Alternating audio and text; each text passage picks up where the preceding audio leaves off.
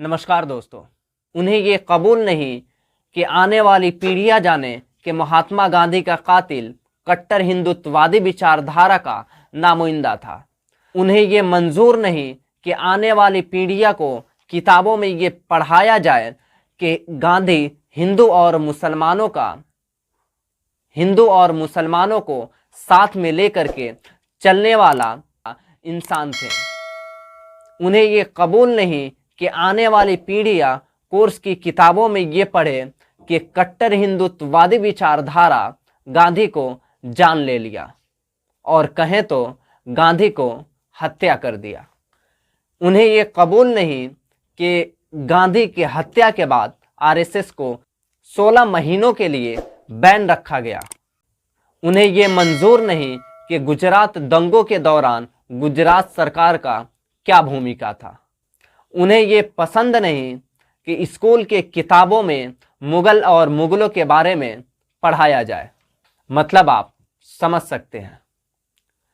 आज के दौर में कट्टर हिंदुत्ववादी विचारधारा हाकिम और उनके चमचे जगह जगह पे संस्थाओं को बदलने में लगे हुए हैं।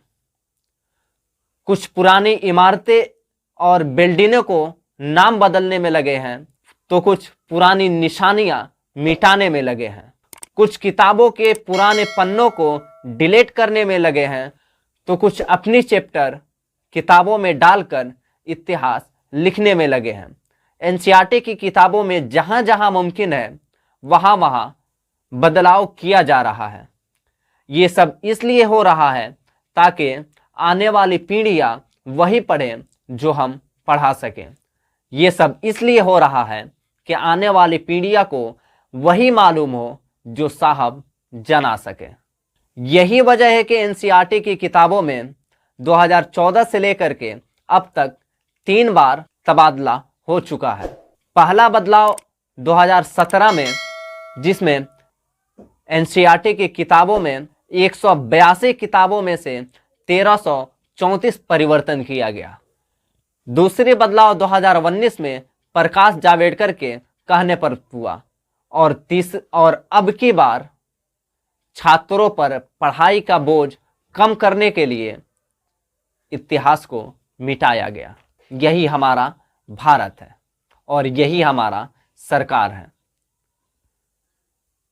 आप समझ सकते हैं, स्टूडेंट और छात्रों को इतिहास पढ़ने में उनको इंटरेस्ट होता है। इसी वजह से छात्र अपने पढ़ाई में दिलचस्पी देते हैं और क्या हुआ था वो जानने की कोशिश करते हैं और पढ़ करके वो समझते हैं। और आज हमारी सरकार इतिहास को मिटाने में लगी हुई है। इस गूगल के दौर में इतिहास को मिटाना इतना मुमकिन नहीं है। आप जितना इतिहास को छुपाएंगे, आने वाली पीढ़ियां इतिहास को उतना ही ढूंढ करके इतिहास पढ़ेगी। अगर आपको ये लगता है कि आप इतिहास मिटा सकते हैं, तो इतिहास को नाम ही इतिहास दिया गया है, वो कभी मिटने वाला नहीं है।